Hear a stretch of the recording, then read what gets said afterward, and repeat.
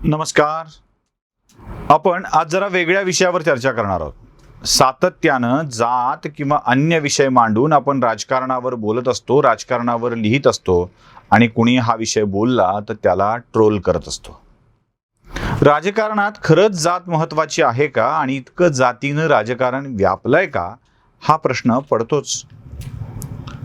मंडळी, राजकारणातली जात ही इतकी आवश्यक बनली आहे का की त्याशिवाय राजकारण होऊ शकत नाही. मला काही उदाहरणं सांगायची.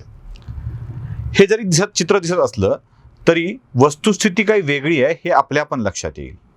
मी जुन्या काळापासून आजच्या काळापर्यंतची सगळी उदाहरणं आपल्याला सांगणार आहे. सर्वाधिक आरोप होतो तो बीड जिल्ह्यावरती की तिथे जातीचं राजकारण खूप मोठ्या प्रमाणावर चालतं. आता मी तुम्हाला बीडच्या खासदारांची नावं आणि त्यांची जात सांगणार आहे. 1.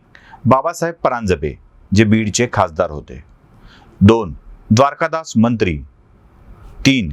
कॉम्रेड गंगाधरप्पा बुरांडे. 4. केशर काकू क्षीरसागर. 5. बबनराव ढाकणे. 6. गोपीनाथ मुंडे. 7. प्रीतम मुंडे.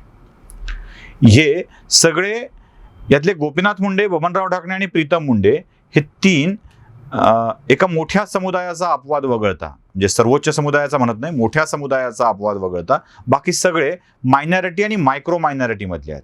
म्हणजे बाबासाहेब परांजपे, गंगाधरप्पा बुरांडे, द्वारकादास मंत्री आणि दीर्घकाळ खासदार राहिलेल्या केशर काकू क्षीरसागर. काकू तर अगदीच मायक्रो मायनॉरिटी मधले आहेत, पण तरीही यांना खासदार होण्याचं भाग्य लाभलेलं आहे. आपण जरा औरंगाबादकडे येऊया. औरंगाबादमध्ये तब्बल 4 वेळेला चंद्रकांत खैरे हे मायक्रो मायनॉरिटीचे खासदार राहिले. त्याचा उल्लेख तर शरद पवारांनी देखील पुण्याच्या मुलाखतीमध्ये राज ठाकरेंसोबत केलेला आहे. त्याच वेळेला आम्ही म्हटलं होतं की हा उल्लेखच मुळात राजकीय हेतूनी आहे आणि ते त्याप्रमाणे घडलं देखील. चंद्रकांत खैरे हे 4 वेळेला खासदार राहिले, ते मायक्रो मायनॉरिटीचे होते. बरं, त्याआधी औरंगाबादची स्थिती काय होती? त्याआधी अतुल सावेंचे वडील जे मोरेश्वर सावे हे खासदार होते.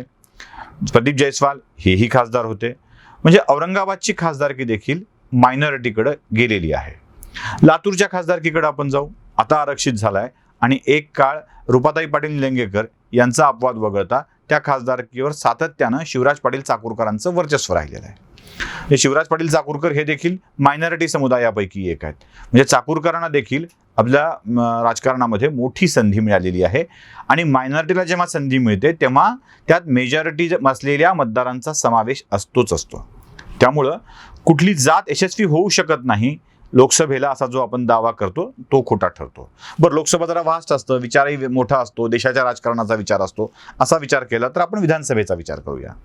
विधानसभेच्या राजकारणामध्ये आपल्याला काही नावं अशी सापडतील की जी मायनॉरिटीची असून सुद्धा वारंवार सातत्यानं आमदार होत आहेत. उदाहरणार्थ गंगापूर. प्रशांत बंब 3 टर्म झालं ते गंगापूरचे आमदार म्हणून विजयी होत आहेत. प्रशांत बंब यांना मिळणारं यश हे बहुसंख्याक असलेल्या समुदायाच्या मतावर मिळणारं आहे. त्यामुळं बहुसंख्य समाज जातीयवाद करतो हे म्हणणंच मुळात चुकीचं ठरतं. अब्दुल सत्तार जे सिल्लोडचे आमदार आहेत ते मायनॉरिटीपैकी आहेत, अल्पसंख्याक समुदायापैकी आहेत. सातत्यानं अब्दुल सत्तार सिल्लोड विधानसभा मतदारसंघातून विजयी होत आलेले आहेत. म्हणजे अब्दुल सत्तारांनाही संधी मिळतेच आहे. औरंगाबाद सारख्या शहरामध्ये अतुल सावेंसारखे ओबीसी नेते ते निवडून येत आहेत. अगदी राजन दर्डांचं उदाहरण घ्या. दर्डांना अनेक वेळेला या शहरानं आमदार केलेलं आहे. दर्डा तर मायक्रो मायनॉरिटीपैकी एक आहेत. दर्डा, सावे, सत्तार, प्रशांत बंब ही 4 नावं तर ठळकपणे आपल्या समोर येतात. बाकी आरक्षित मतदारसंघातून काही माणसं सत्यानं निवडून आलेली आहेतच. अशी स्थिती जालन्यामध्ये सुद्धा आहे. म्हणजे कैलास गोरंट्याल हे काही बहुसंख्याक समुदायातील नाही आहेत, तेही विजयी होत आलेले आहेत. अगदी बीडमध्ये जयदत्त क्षीरसागर मायक्रो मायनॉरिटीचे आहेत. जे केशर काकू आल्या, जयदत्त क्षीरसागर आले, त्यांचा पुतण्या संदीप क्षीरसागर विजयी झाला.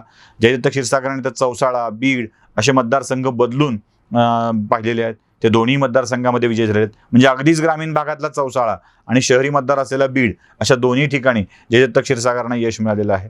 मायक्रो मायनॉरिटीचा माणूस 2-2 मतदारसंघातून आमदार होतो, ही गोष्ट आमचा समाज जातीयवादी नाही हे सांगणारी नाही का?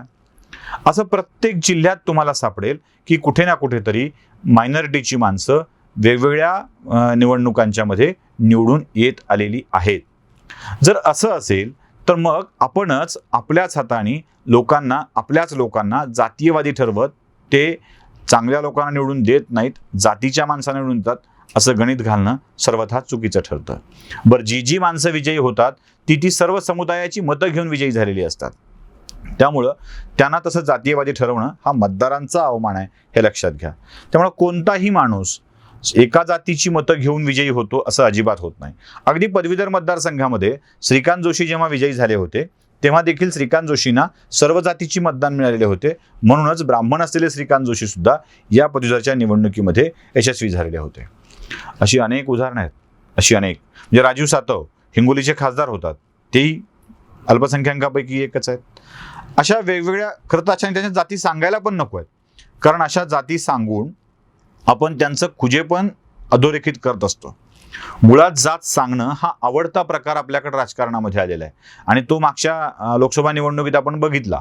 अमोल कोल्हे कोणत्या जातीचे आहेत हे सांगण्याचा प्रयत्न झाला आणि त्याचा फटका जात सांगणाऱ्या बहुसंख्याक समाजाच्या नेत्याला बसला, म्हणजे अमोल कोल्हेंना नाही बसला.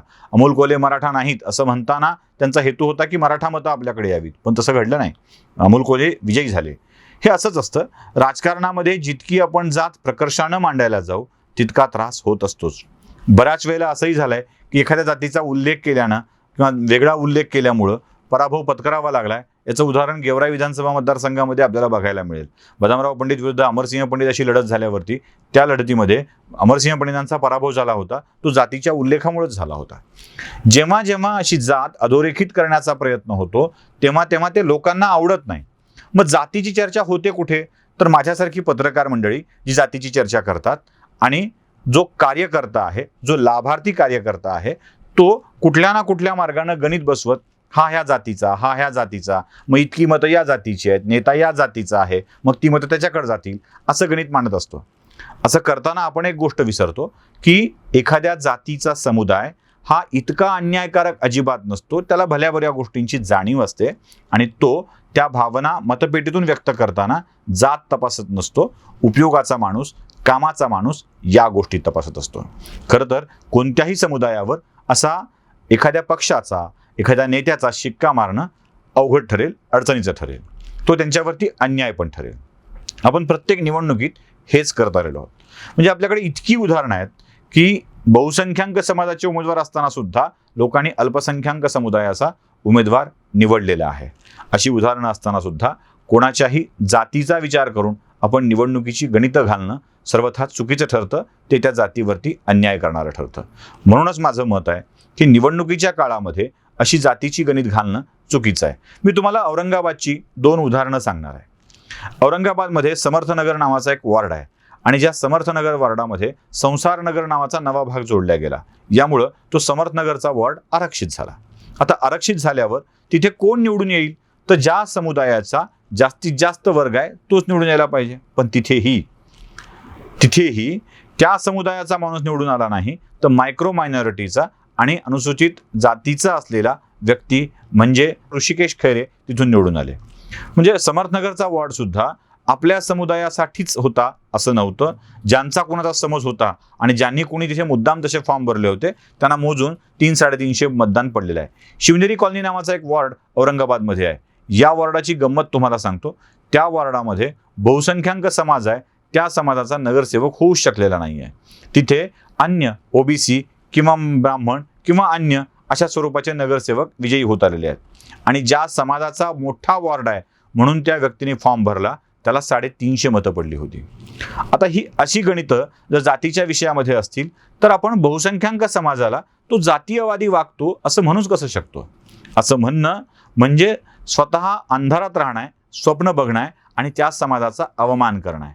अशा स्वरूपाचा अवमान टाळावा आणि निवडणुका निखळ, निकोप व्हाव्यात, विकासाच्या मुद्द्यावरती व्हाव्यात, चर्चेच्या मुद्द्यावरती व्हाव्यात, त्या जातीच्या, धर्माच्या मुद्द्यावरती होऊ नयेत असं अपेक्षित आहे. म्हणजे अगदी निवडणूक धर्माच्या मुद्द्यावर केल्यावर सुद्धा इम्तियाज जलील औरंगाबादचे खासदार झाले. याचा अर्थ असा आहे की औरंगाबादमध्ये असलेल्या हिंदू धर्मियांना देखील इम्तियाज जलील यांना मत करावं वाटलेलं आहे. त्यामुळे हिंदू मुसलमानांचा विरोध करतो, मराठा अन्य जातीचा विरोध करतो, वंजारा अमुक जातीचा विरोध करतो, अशा स्वरूपाची आपली विधानं ही तात्कालिक असतात, ही खोटी असतात.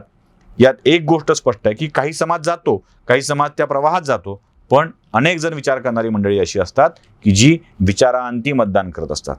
अनेकांची संबंध खराब झालेले असतात आणि त्यातूनच हा जातीयवादाचा प्रचार घडत असतो. कृपया निवडणुकांच्या मधून असा जातीयवाद प्रचार करण्यापेक्षा जी वस्तुस्थिती आहे ती एकदा तपासली तर अधिक बरं होईल. नमस्कार, मी आहे सुशील कुलकर्णी आणि आपण पाहत आहात अॅनालायझर न्यूज. अॅनालायझरला लाईक आणि सबस्क्राईब करायला विसरू नका. सबस्क्राईबचं बटन नक्की दाबा आणि त्यासोबत बेल आयकॉन दाबायला विसरू नका. अॅनालायझरच्या बातम्या आपल्यापर्यंत पोहोचत राहतील.